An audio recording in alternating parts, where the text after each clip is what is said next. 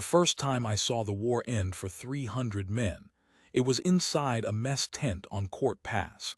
And it ended because a colonel decided a woman's rank was a joke he could tell in front of his staff. I was standing at his shoulder. That is the part I do not get to set down.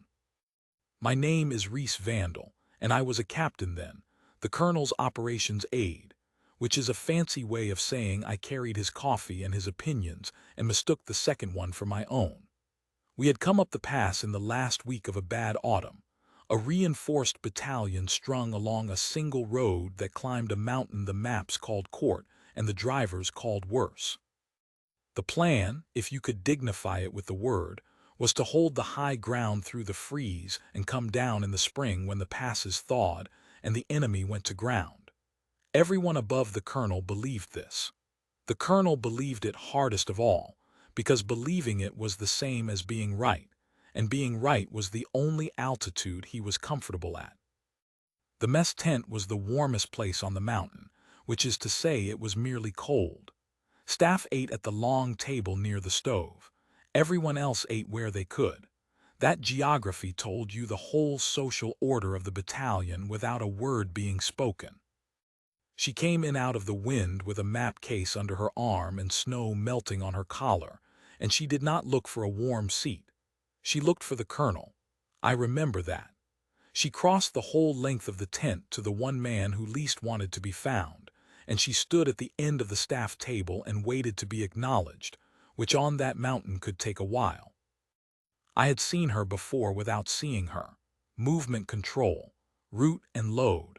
She wore the same field uniform as the rest of us, mud to the knee, and there was nothing about her that asked for a second look except that she did not fidget. Men who wait to be noticed fidget. She stood like the cold was a room she had already made peace with. "Colonel," she said, "the withdrawal contingency for this sector. I need 10 minutes with you and the S3 before the weather closes. The primary route down is not going to hold the load you think it will." The colonel did not look up from his plate. "We're not withdrawing." "No, sir. But the plan on file assumes we might have to, and the plan on file is wrong. If it ever gets used the way it's written, it kills people. I'd rather fix it while nobody needs it." I want to tell you the tent went quiet. It didn't. Men kept eating. But the staff table heard, and the staff table was watching to see what the colonel would do with a lieutenant who had walked into his warmth and told him his paperwork would get his men killed. He set down his fork. He looked at her the way you look at a bill you did not expect. "Who are you?" "Lieutenant, sir. Movement control and route clearance for the sector." "Movement control." He said it the way another man might say dishwasher.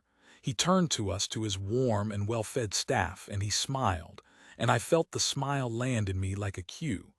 "Gentlemen, the motor pool has an opinion about how I run my mountain." And they laughed. God help me, I laughed. It was not even a real laugh. It was the sound you make to stay inside the circle of the fire, the small, ugly noise a man makes to prove he is on the warm side of the table. I made it. I have made a lot of sounds in a lot of years, and that is the one I would take back.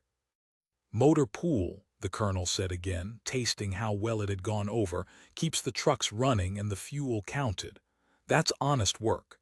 But it does not plan for the men who fight. Sit down somewhere and eat. When I want to know how much diesel I have, I'll send for you." He put out his hand not to shake, but to move her, the flat of it against the map case, a push, the small physical shove a powerful man uses to turn a person into furniture. The case slid off her arm. She caught it before it hit the boards. She did not stumble, and she did not flush, and she did not raise her voice.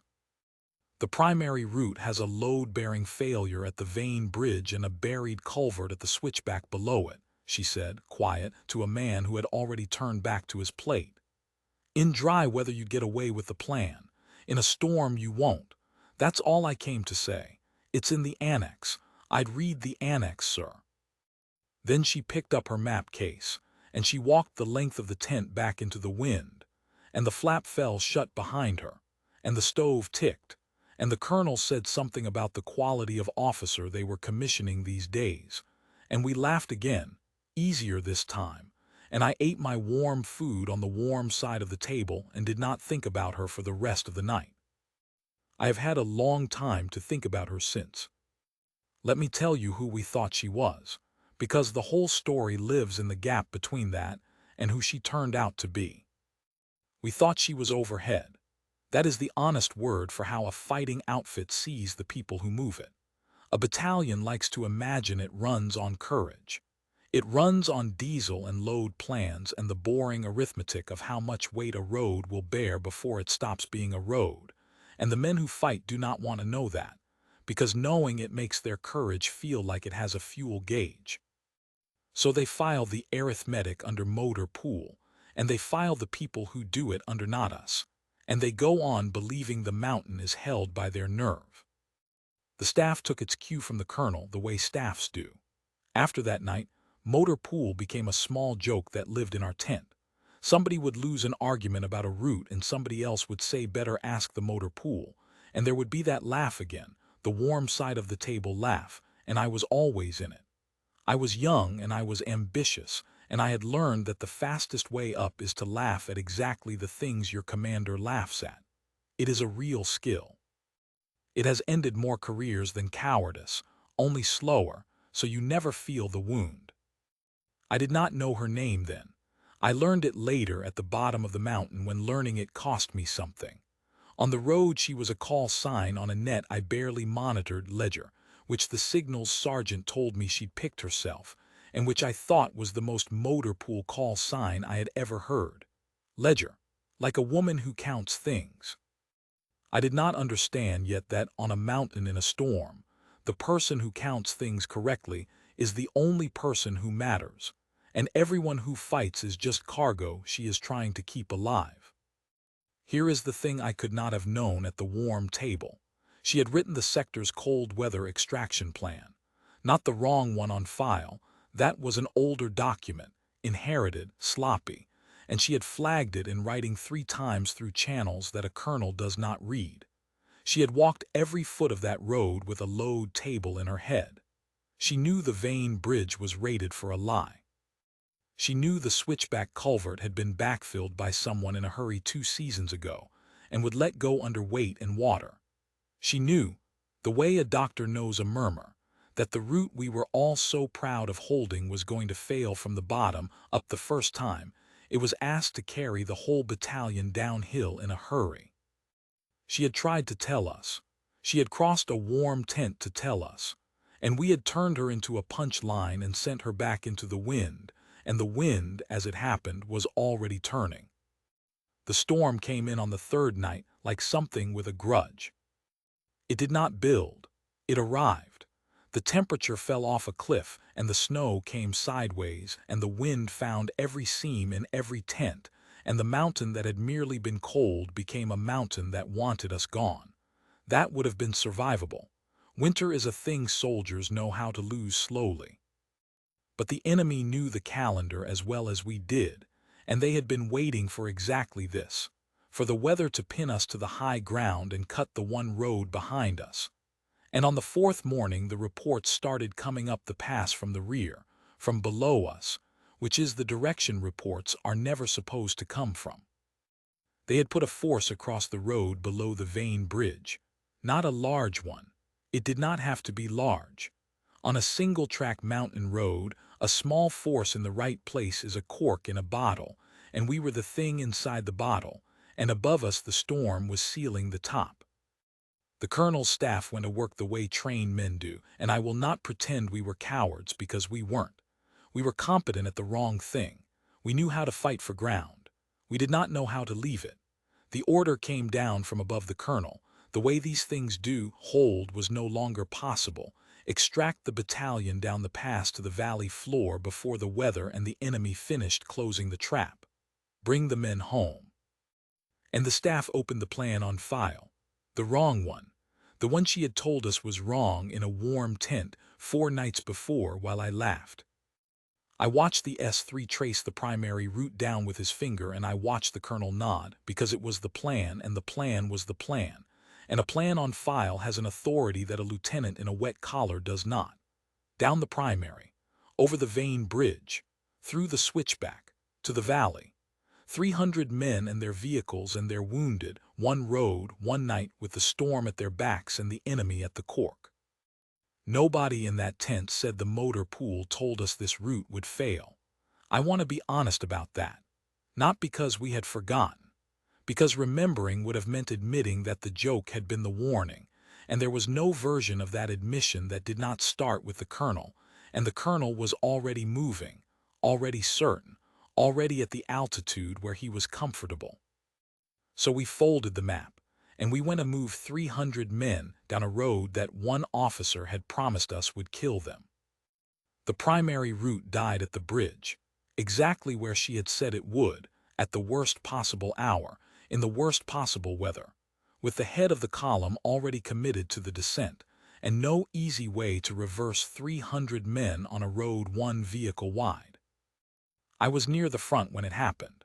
The Vane Bridge was a low span over a gorge that ran with snowmelt even in the freeze, an old military bridge with a load rating, stenciled on a plate that had been painted over so many times the number was a suggestion. The lead vehicles crossed. The heavier ones did not. Halfway through the crossing of a loaded truck, the deck gave a sound I still hear. A long, tired groan that was not a snap but was worse than a snap. The sound of a structure deciding it had carried enough lies, and the whole span sagged 3 feet in the middle and stopped, and the truck stopped with it. And behind that truck 300 men and everything they owned stopped on a mountain that was trying to kill them. The column could not go forward. It could not turn.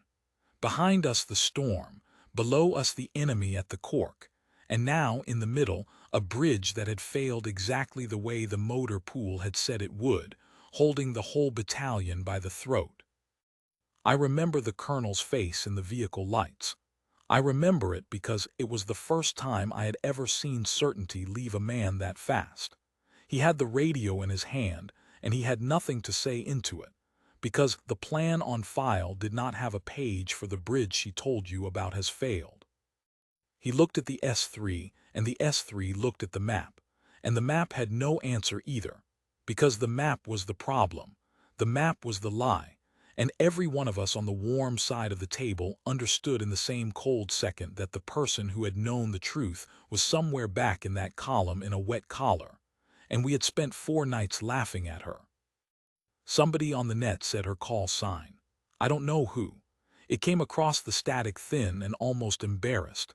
Ledger, this is command, we need you forward, and I understood that we had run out of everything except the one officer we had thrown away.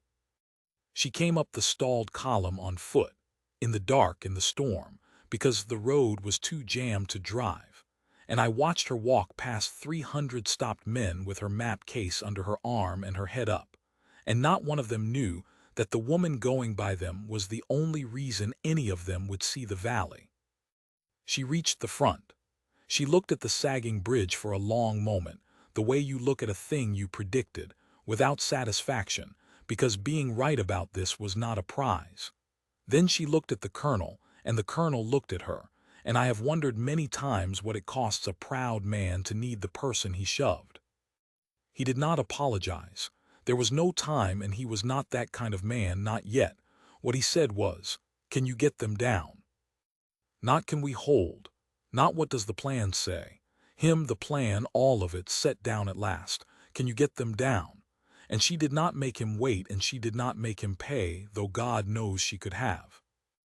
Not this way, she said.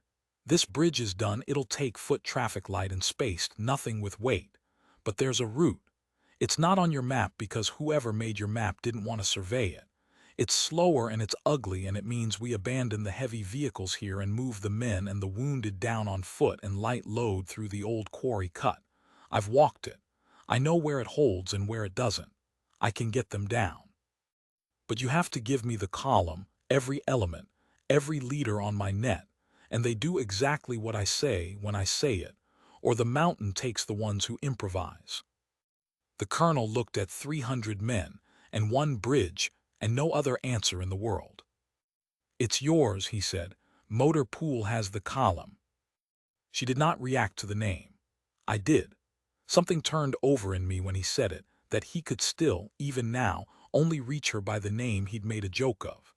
But she was already moving, already on the net, already turning a dying plan into a living one, and I fell in behind her because for the first time since the warm table I understood that the safest place on that mountain was directly behind the officer we had thrown away. I had never watched anyone read terrain before. I had watched men cross terrain, fight over it, curse it. I had never watched someone read it like a page, and it changed permanently what I think competence is. She moved us off the road in elements, small groups, spaced, and she did it on a schedule that seemed maddeningly slow until you understood what she was slowing us down for. At the head of the quarry cut, she stopped the first element and knelt and put her bare hand flat on the ice at the lip of the descent, and held it there. And I thought she was praying until I realized she was reading, the temperature of it, the give of it, whether it was ice over rock or ice over air, which is the difference between a footpath and a grave. Solid to the second bend, she said into the net, not loud, never loud. Past the second bend, it's ice over a void, the meltwaters cut a hollow under it. You'll want to walk the void, not the good ice, because the good ice ends and men who trust it go through. Left side, single file, hand on the man ahead. Slow is fast tonight. She did the same math for weight that she'd done for ice. She stripped the load off the men and put it where it would not kill them. This much per man, no more. The wounded distributed so no single stretcher party crossed a week span at once. The heaviest loads left behind on the mountain, because a road that will hold a light man will drop a heavy one. And the whole descent was one long refusal to ask the mountain to carry more than the exact truth of what it could bear. The staff had planned for men. She was planning for load, and I finally understood, 300 men too late, that they were the same thing, and that the officer who understood they were the same thing was the only one who could keep them alive. "How do you know where it holds?" I asked her once in the dark because I could not help it, I who had laughed the loudest. She did not look at me. She was watching an element move across a span in the beam of a single light. "Because I walked it in the dry," she said. "In the fall. Nobody told me to. I walked every route out of this sector on my own time because the plan on file was going to get men killed and I couldn't get anyone to read the annex. So I read the mountain instead. You can argue with a lieutenant. You can't argue with a mountain. I figured if I knew it well enough, the day it mattered, I wouldn't have to win the argument. I'd just have to be right. I have thought about that answer for the rest of my life. I wouldn't have to win the argument. I'd just have to be right. She had known she would be dismissed. She had planned for her own dismissal the way she planned for a week span. She had done the work anyway, unasked, unthanked, because the work was the point and the applause was not, and now the work was the only thing standing between 300 men and the gorge. The Vane Bridge, the Lightfoot crossing of it, was the first place I watched her spend herself and refuse to break. The quarry cut rejoined the lower road on the far side of that same failed span, and there was a stretch where the only way across the gorge was the ruined bridge itself, taken light and spaced, one man at a time, on a deck that had already sagged 3 feet and would not survive weight or crowding or panic. She stood at the near end of it in the wind and put each man across herself, spacing them by hand, one, weight, her voice level in the dark, your weight only, hand on the cable. Don't stop in the middle, don't look down, keep moving. Next, 300 men across a bridge that wanted to fall, and she moved not one of them a second faster than the span could bear. A younger soldier froze in the middle of it, the way men do, the gorge below and the wind pulling at him, and the whole column stopped with him, and I felt the panic start to travel up the line the way a crack travels through ice. She did not shout him across. She did not send someone to drag him, which would have put 2 men's weight on a span rated for barely 1. She talked. Low, steady, the ledger voice, the counting voice, look at me, only at me, you're doing fine, 1 foot now the other I've got you. The bridge has got you, come to my voice. And she talked him across the dark the way you talk a man off a ledge, and he came, and the crack in the ice did not travel and the column moved. She was, by then, hours into a cold that was killing men who stood still, and she was not allowing herself to stand still, and she was not allowing herself to be warm.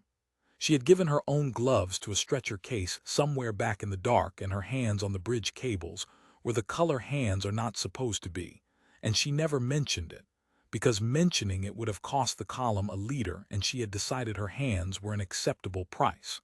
I watched her pay it. I have watched brave men do loud things. I had never watched anyone be that quiet about that much courage. The hardest thing she did that night, she did at the buried culvert, and it was the thing the colonel could never have done because it was not a fighting decision. It was a counting decision, and it was ruthless, and it was right. The switchback below the bridge crossed a buried culvert, the one she'd named in the warm tent, the one backfilled in a hurry 2 seasons before, and the storm's meltwater had been working under it all night. And by the time the column reached it, the ground over that culvert had gone from road to a thing that only looked like road, a crust over a washout that would hold a light man and swallow a heavy one, and could not be trusted to hold the same man twice. The obvious move, the move the plan on file would have made, the move any of us on the warm side of the table would have made, was to reinforce it and push the whole column across fast, because fast feels like safety when the enemy is below you and the storm above. She refused. She stood at the edge of that failing ground, and she made 300 cold, frightened, hunted men do the slowest, most disciplined thing of the entire night.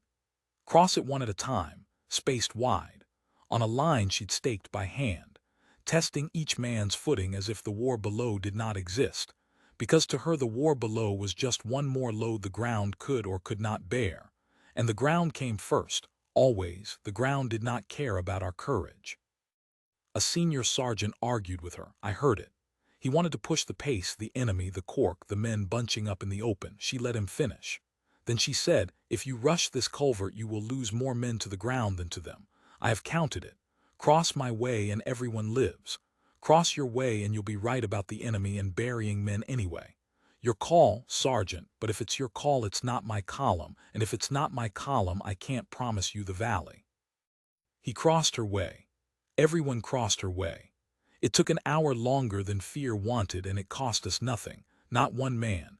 And every soldier who walked off that culvert alive walked off it because an officer we had filed under trucks and grease had walked the mountain in the dry, alone, unthanked, and knew to the foot where the ground would betray us.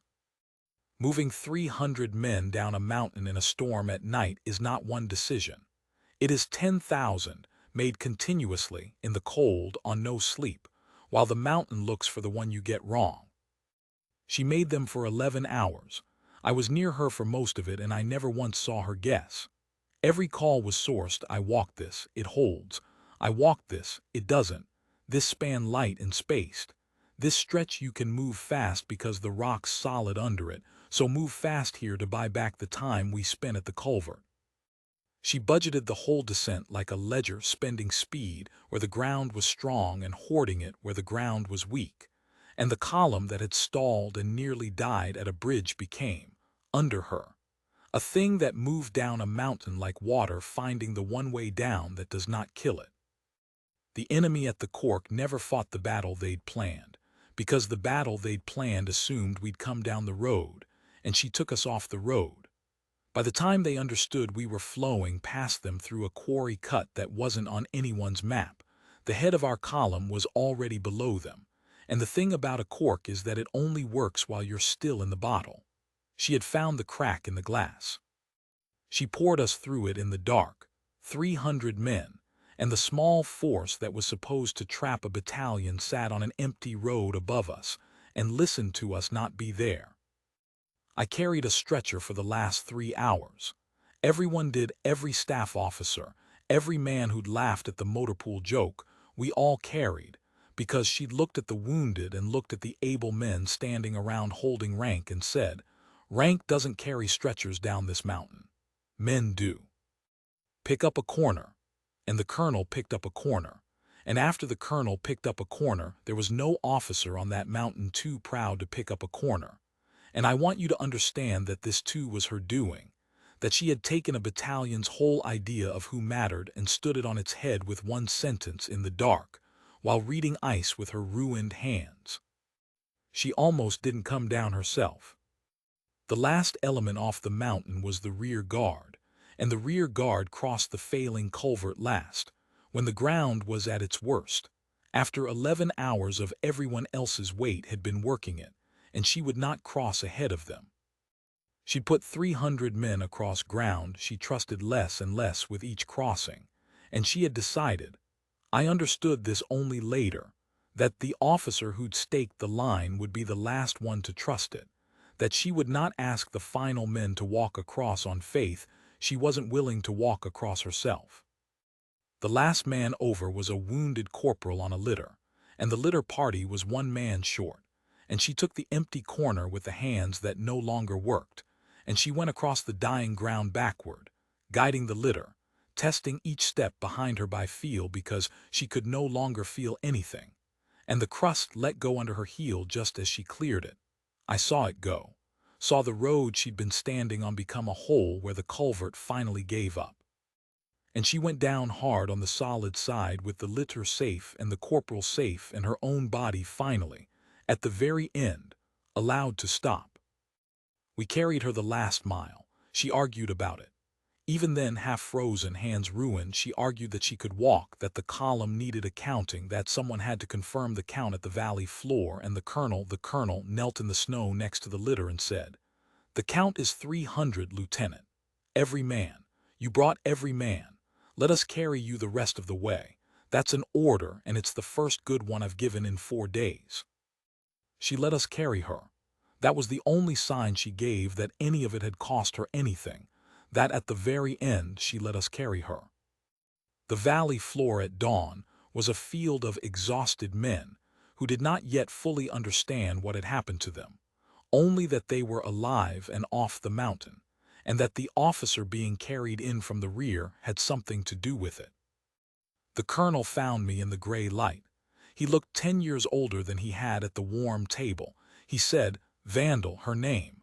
I called her Motor Pool for 4 days. What is her name?" I did not know it. I, his aide, who was supposed to know everything, had never once bothered to learn the name of the officer who tried to save us before we needed saving. I had to go and find it. I went to the signals sergeant and I asked, and he told me, and I carried it back the way you carry something you've broken.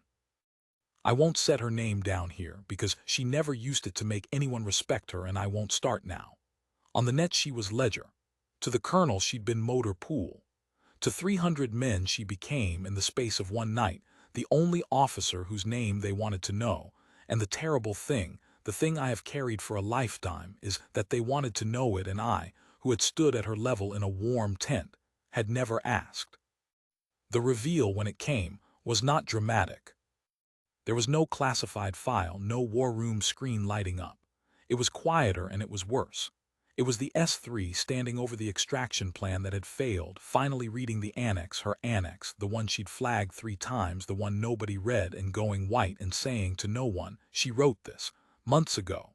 She told us the bridge would fail at the load. She told us about the culvert. She gave us the quarry route. It's all in here. It's been in here the whole time. We just never." He didn't finish. There was no way to finish that sentence that wasn't a confession, and it was the confession of every one of us on the warm side of the table. The colonel gathered the staff at the valley floor, not the men, the staff, the ones who had laughed, me among them. He stood us in a loose rank in the snow, the officers of a battalion that was alive because of the officer we dismissed, and he was not a man built for what he did next, which is what made it matter. He said, 4 days ago an officer came into my mess and told me my plan would kill my men. I called her the Motor Pool. I put my hand on her and moved her out of my way. My staff laughed. I gave them that laugh. It was mine to give, and it was the worst order I have ever issued, and every one of you followed it because I made it easy to follow. Nobody moved. The wind had died with the dawn, and there was nothing to hide inside of. She walked this mountain in the dry, on her own time, unasked, because she knew we wouldn't listen, and she decided to be ready to be right anyway. Last night she took a column I had stalled on a broken bridge, and she brought 300 men down ground none of us could read. And she did it without once raising her voice. And the last thing she did was go across a failing culvert backward to bring in a wounded man. And she nearly died doing it. And she has not yet said one word about how any of us treated her. Not one. He turned. They were bringing her past on the litter, warm now, hands wrapped, awake. And the colonel, the proud, certain, comfortable at altitude colonel, came to attention in the snow and saluted a lieutenant and said, "Loud enough for the staff and loud enough for the men beyond them, on your feet. Every officer here. She brought us home. You'll stand for the officer who brought us home." And we stood, and we saluted. And I put every ounce of the shame I have described to you into the one gesture I had left, and it was not enough, and I knew it was not enough, and I held the salute anyway because holding it was the only true thing I had done in 4 days. She looked at us from the litter. She did not gloat, and she did not weep, and she did not wave it away. She just looked at the rank of men who had laughed at her, now standing, now saluting, and she said the only thing she said about the whole business in the ledger voice, the counting voice, level as still water. Read the annex next time. That was 30 years ago. I stayed in. I made rank the colonel never dreamed of, and I will tell you the truth about how. Every command I ever held, I went and found the officer everyone had filed under overhead, the movement control officer, the logistician, the engineer who counts loads and reads ground and never gets to feel like the story is about them.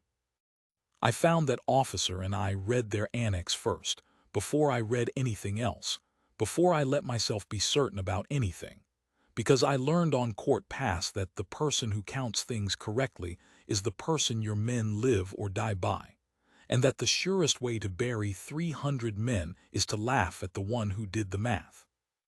They still tell a version of that night in the sector. In most of the versions, it's a battalion that fought its way down a mountain. It wasn't.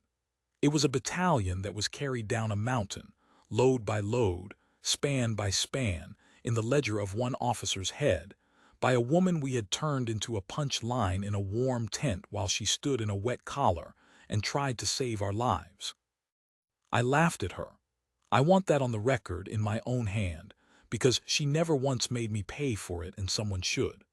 I laughed at her, and then I watched her bring 300 men home through the dark without ever raising her voice, and I spent the next 30 years trying to become the kind of officer who would have stood up at that table the first night, instead of the kind who laughed. I never quite got there, but I read the annex now, every time. And when some young captain at some warm table starts to laugh at the officer who counts things, I put my hand on his shoulder, gently, not the way it was done to her, and I say, "Son, go and learn her name. Learn it now while it's cheap. There's a mountain coming, there's always a mountain coming, and on the mountain she's going to be the only one of us who's right." 300 men, everyone, down a road that wasn't on the map by an officer who wasn't on our radar, on a night I stopped laughing for good. Read the annex next time. I did. I owe her that, and I owe her more, and this is the only payment I have left to make.